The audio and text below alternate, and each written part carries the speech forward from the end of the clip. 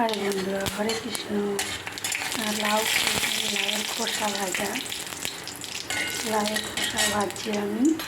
প্রথমে দিয়েছি 5 ফোড়ন, তেজপাতা, শুকনো লঙ্কা, আর এই খোসা।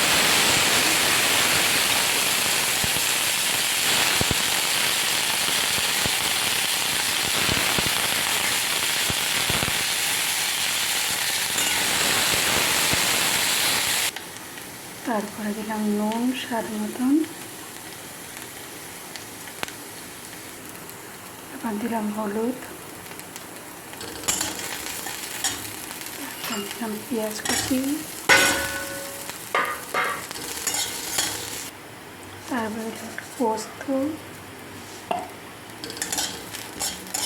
ভালো করে ফ্রাই হয়ে গেছে, এই জন্য পোস্ত দিলাম, একটু কাঁচা লঙ্কা, ডালের বড়ি,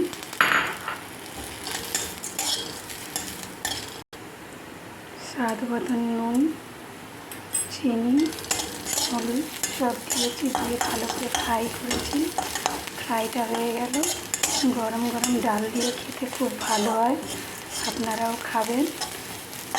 তারপরে আমাকে জানাবেন। Tata, bye bye.